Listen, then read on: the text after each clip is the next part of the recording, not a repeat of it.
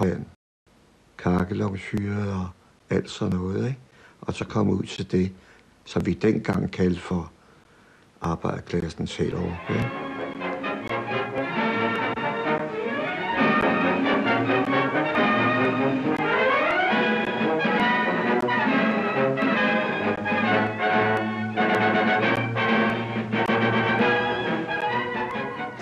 Velkommen til vores næste lytter her i De Ringer, vi spiller. Ja, dag. Dag. Det er Bjørn Andersen. Ja. Nu fra Sydhavnen. Fra Sydhavnen? Ja. Hvad den hedder? Borgbjergvej, der hvor Anker Jørgensen bor. Ja. Hvad laver du? Ja, jeg er pensionist godt nok, men ja. Ellers så har jeg så mine hobbyer og sådan noget. Hvad er det? Ja, jeg broderer lidt gråskabsbroderi. Ja. Skede og flokkestræk. Det har jeg hopper. Så den er meget, meget, meget fin. Ej, en lille kylde til dig. Hvad skal ikke? Kylde? Hvad så med hunden? Ja, men prøv bare at tænke dig, hvor tæt vi ligger på brandstationen. Det var noget helt andet noget. Det var så at komme ud på landet. Det var virkelig... Kan du huske det? Ja, det var idyll. Ja, idyll? Ja. Ja, det var pragtfuldt at komme ud. Ja. Og så var det jo bevidste arbejdere. De fleste. Det var bevidste. De var bevidste over deres klasse. Normalt ser vi Socialdemokratiet tage initiativet til at løse de opgaver, der er fornødne. Og vi er nået vidt. Men endnu er der meget at udrette. Derfor kalder vi det også på folket fra de mange tusind hjem. Til den gerning, som de kommende tider vil kræve af arbejderne, skal udøves af en ungdom, der tager generationernes arbejde i arv. Et leve for Socialdemokratiet. Det leve.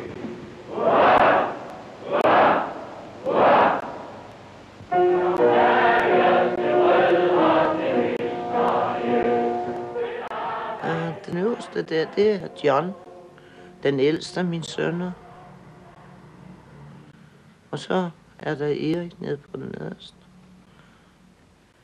Jeg er da stolt af den. Det er da klart. Det er jo mine børn. Det skal man da være. Selvom de ikke er blevet millionærer.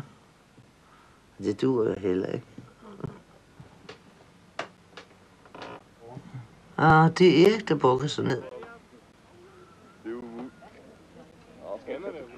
Ja, du står over på skyltet derovre. Egentlig så har jeg ikke så meget at sige om Erik. Han er også meget sødt menneske, men jeg så ham ikke så meget selv, man boede. Jeg ser ham ikke ret meget nu. Men ikke fordi han kommer herind tit, fordi jeg er jo nøgle. Hold da. Jeg hjælper dig. Okay. Så skal jeg gå hen og bange og tage ham. John, han blev jo gift, da han var 20 år eller sådan noget. Så blev de skilt. Men der havde de jo mistet en dreng først. Så fandt han en anden dame, og de fik en datter. Men der var nogle fejl på den lille pige. Så hun blev kun 4 måneder gammel. Han havde fundet sig en dame. Hun døde sidste år, den 17. august. Men han har fundet sig en anden dame. Okay, ja. Ordentligt spækkelæg. Altså, min svoger, han går altid sådan. Er det ikke dejligt? Det min svoger, du, han går altid sådan, så. Ja, det er dejligt. Vil jeg gerne have at vide, det er en god svoger, så. Så skulle jeg være. Jeg har den fordel, at jeg kan tillade mig at drikke en varm bajer, så bliver den kold lyn hurtigt. Ja, sådan, det. Hvad fanden skal jeg gøre? Ja, det er nogen, der ikke har været med til det. Ja, det var værd der havde sat 5 millioner hommer på film. Hvad skal I gøre med det? Jo, du er dyre og træspasser herude i den lille Sydhavn her. Sådan en som dig, vi skal bruge til at så gå og sige, frøerne skal være, hvor frøerne skal være. Ja, det du må ned på blokaden dernede. Det skal de jo også. Det ja. Skal jo være, hvor det skal være. Nå. Og du er dyreven. Du har også holdt os ud. Ja, det er jeg jo tvunget til. Tvunget til? Det har jeg da. Nej.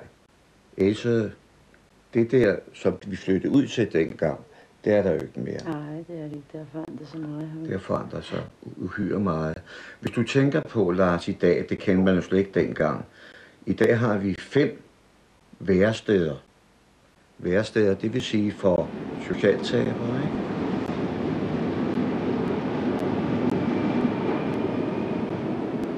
Ja, det er gamle arbejderkvarter, og det er, som jeg siger, når der ikke er noget arbejde med, så går vi folk selvfølgelig på noget andet, og det er bistand, eller på førtidspension, invalidepension, eller på fagforeningsunderstøttelse, ikke? Det er jo klart.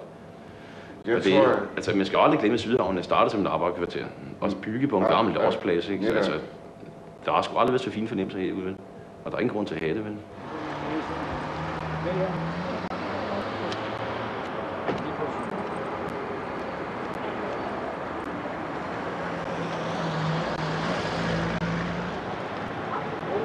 Jeg var 29 år, da jeg flyttede ud her. I dag er 74, ikke?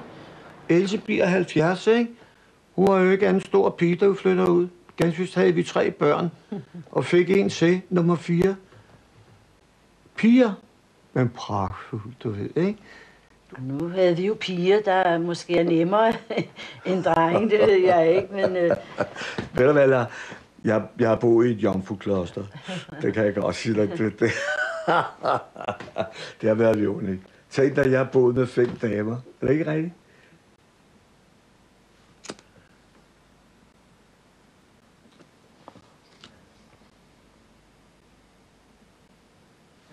Det er min mand, og han døde i 76. Jeg tror, han tog piller og en pose over hovedet. Jeg tror, han begik selvmord. Men vi var jo ikke gift på det tidspunkt. Det skal du også med. Erik, hallo? Din gamle graver, du. Ja, vi skal have det her overstået, ikke? Ja. Hvordan de begyndte at drikke. Hvorfor? Det har jeg lige forklaret, hvorfor du begyndte at drikke, ikke? Ja, det var da fordi, jeg kendte dommer. Nej, det er jo løgn. Jo, det var det. Det når en gammel, han stod... Hov. Du stod derovre, du. Og du hentede bajer. Det var der noget med den gamle der, du. Han stod derovre på hjørnet og havde det meget rart, ikke? Og vi boede lige derinde i nummer 7. Og Erik, han startede altså før mig. Fordi det var jo rart at have en fidibus til at hente bajer, ikke? Og så den der ridderskik der, han begyndte jo lige pludselig at drikke chatte. Og så på et eller andet tidspunkt, så røg han jo op til at ville have en helt bajer også hver gang, ikke? Altså, hver gang han hentede 3 bajer, så skulle han også have en lille... Er det rigtigt? Nå, nu skal jeg også til jer selv, hvor du snakker udenom din lille ridderskik. Jeg var ikke mere end 13 år. Der drak han som en voksen mand, jo. Og det synes jeg ikke om, men det kunne jeg ikke gøre ret meget ved. Jeg prøvede jo at holde dem i en stram snor, men det var jo heller ikke nemt, når jeg var på arbejde. Så kunne de jo næsten gøre, som de selv ville, selvom de skulle gå i skole og fritidshjem og hvad ellers. Det var ikke altid, de var det. Det var samtidig, de var stukket af derfra. Så var de jo taget ind til far. Så skulle det jo bare hedde sig, at han drak cola. Men det var jo ikke colaflasker, der stod på bordet. Det fandt jeg jo ud af. Men det vidste jeg jo godt i forvejen.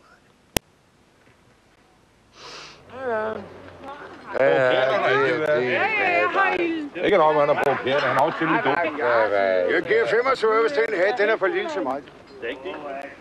Ja, du skylder 25 Se, han var ikke der, hvor jeg skulle være. Både Else og jeg, vi kommer fra det socialdemokratiske hjem, ikke? Hvor at loyalitet og solidariteten, det lå i højsædet. Der var sådan mere, jeg ved godt, at mange de forflager udtrykket, der hedder at røre ved hinanden, ikke? Og komme en anden ved. Der var noget mere dengang over det der. Jeg ved ikke, om det er volden, eller hvad det er, at i dag at folk er mere sky og lidt bange for at knytte sig til alle andre, du ved, ikke? Tiden er blevet helt anderledes.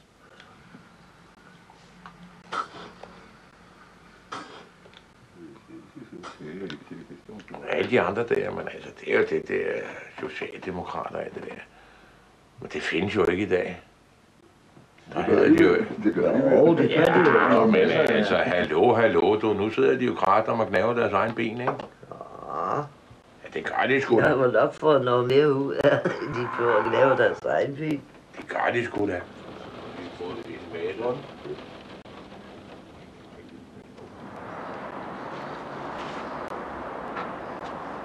Ja, det er så vores lille have. Det er vores lille, hvad kan man sige, perle.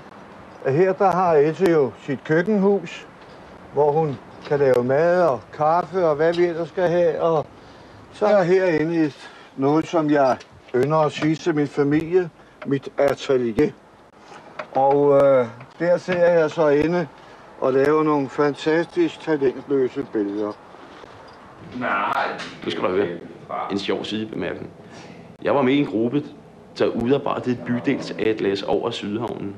Og så skulle vi rundt og kigge på det. Der var sådan en arkitekt, der registrerede bygningerne herude og sådan og gennemgået dem. Så kom vi op på Bagnehøj Allé, i en af kommunens ejendom fra 1928, som jeg havde boet i 10 år.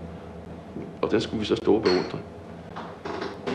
Så siger manden, det er en nyklassicistisk bygningskrop. Og prøv at lægge mærke til, hvordan gaderummet udfolder sig mellem træerne.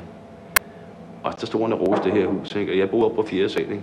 Og når naboen slog en skid, så kunne jeg ligge og høre det inde i min egen seng, ikke? Jeg ville sgu helt rørt dem. Det gjorde han.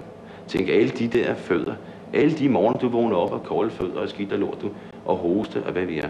Det betyder ikke noget. Det var nyklassicistisk mænd, er der rigtig godt. Tror du, de sætter pris på det, dem der bor derovre? Ikke en skid, du.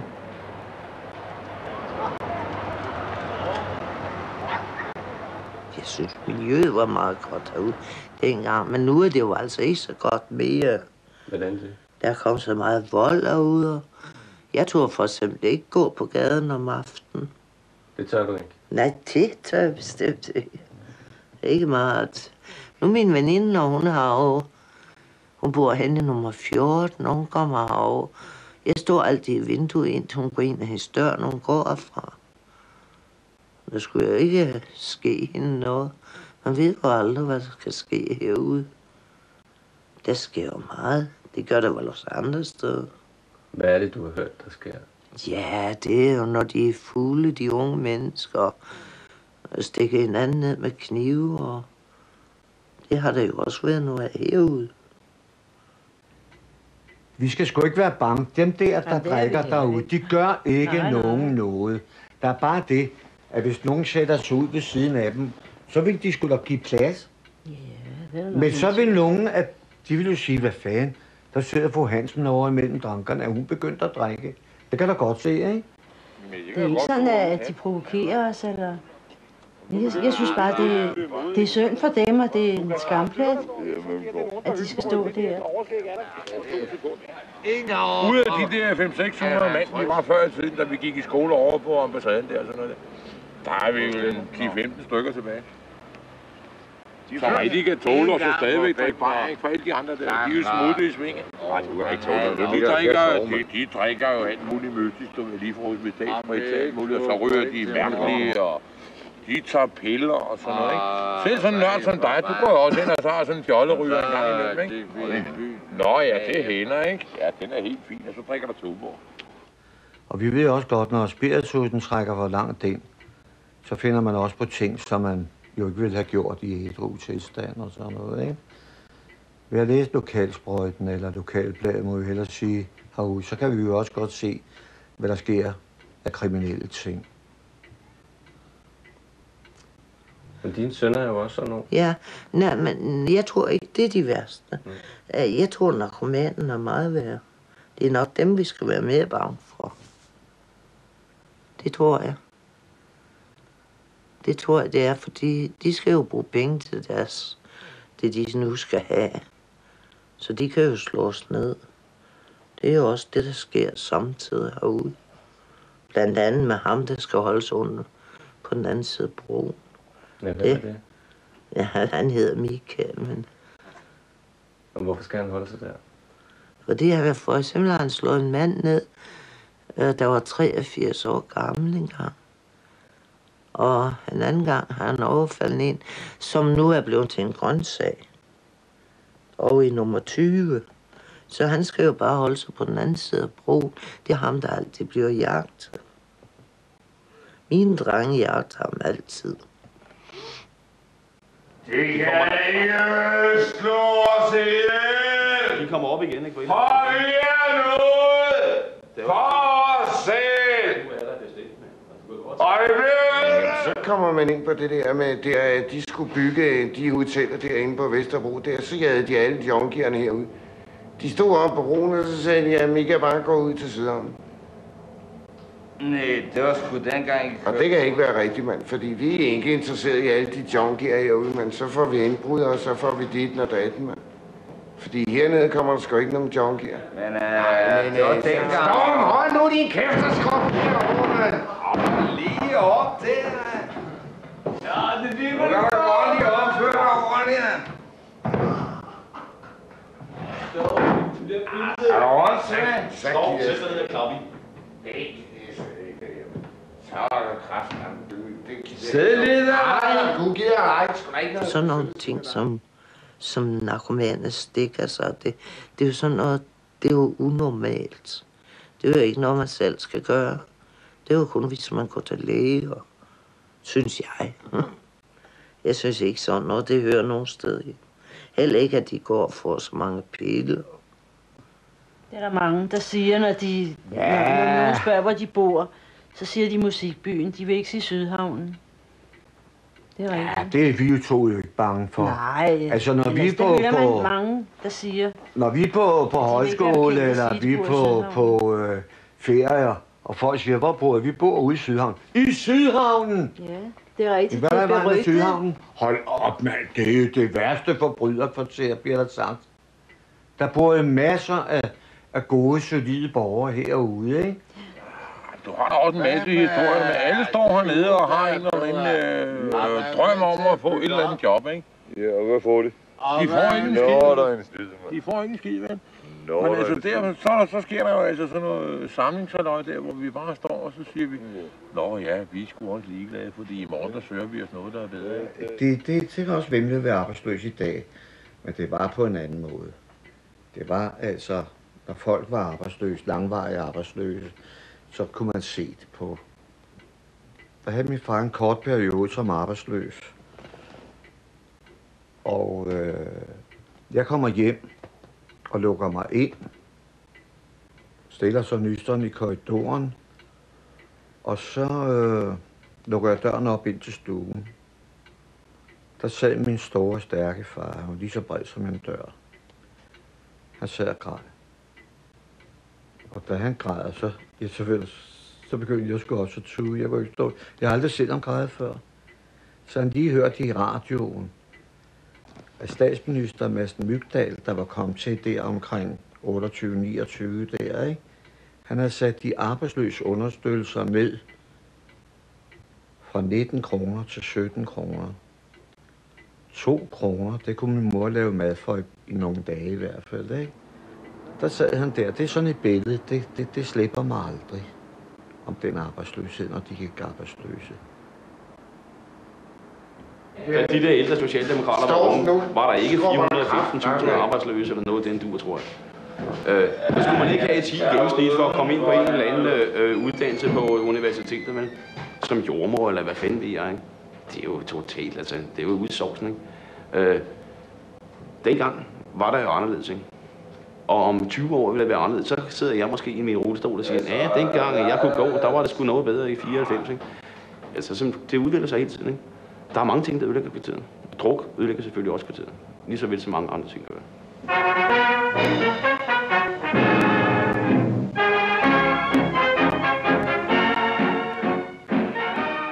1. maj gik vi så i sluttet trop til. Vi gik ned forbi Freimarksgade, ikke? Ja, Vennersgade. Forbi Socialdemokraten, der lå der dengang, ikke? Og så ud til Fældeparken. Ja, Frederiksborg. Ja, og der var jo en stemning, og man sang på vejen, og der var musik med, og det var skønt. Det var det. Og det gjorde, at vores piger gik med lige til han blev konfirmeret, tror jeg, ikke? Ja. Og de var med altid. De synes også, det var dejligt.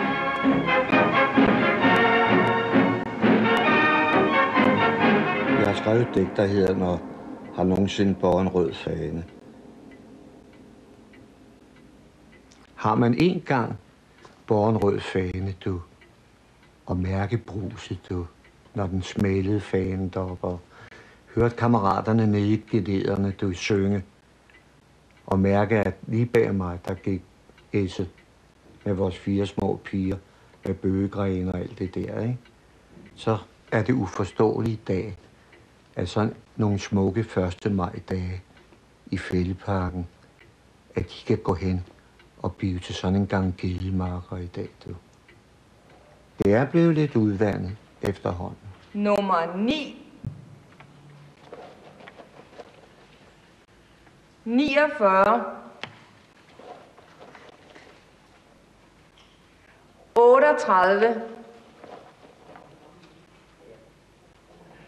13. Nummer 10. 57. Banko. Han var sgu da godt der. Var det to gange? Jo. Ja, det var mig. Det er 2 rækker. Ja. Nummer 7, 20, 29, 38, 41. Nu skal jeg vinde en snaps til Rutter, kan du nok se. Har I også faste pladser? Ja, det har vi alle sammen, ja. Hvorfor egentlig det? Vi tør da ikke sætte os på de andre pladser. Så bliver vi smidt væk. Det er min plads, det her. I denne måned, oktober, der starter vi kl. 3 om eftermiddagen. Og jeg kender alle sammen årsagen, det er fordi, der er for mange, der er nervøse for at gå hjem om aftenen. Og det må så komme dem til gode. Der var jo en gang, hvor at foreningslivet var i højsæde, ikke? Altså den der dummekasse, fjernsynet derovre, den har ødelagt meget for foreninger. Der er der ikke nogen forening, der tør afholde et eller andet, hvis der er fodboldslandskamp. Eller andre ting. En serie glamour eller sådan noget, det skal de se, ikke? Jamen sådan er det i dag, Else. Det kan vi jo godt indrømme, at Else, hun smider folk ud, når klokken nærmer sig. Ja, jeg smed Lars ud sidste gang. Nå!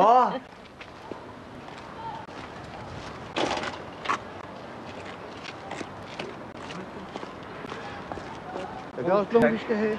Hvad? Dagrykker. Nå, du har gang i den, kan jeg se, hva'? Ja. Men du smider ikke noget ud for det. Jeg vil godt have nogle af de stavler der. Ikke? Vi gik jo ud om vinteren en gang om ugen og på trapper og stemte dørklokker og tegnede medlemmer af den vej. Ikke? Så fik vi, jeg tegnede så godt som 100 medlemmer hver vinter der. Og fik nogle guldnåle og sådan noget for det. Ikke? Men det kan man ikke gøre i dag.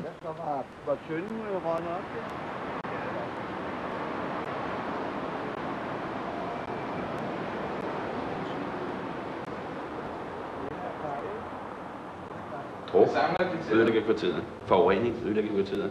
Broer ødelægger kvarteret. For meget trafik ødelægger kvarteret. Man har ødelagt Mozarts Plads, det har ødelagt en del af kvarteret. Du kan blive ved, altså.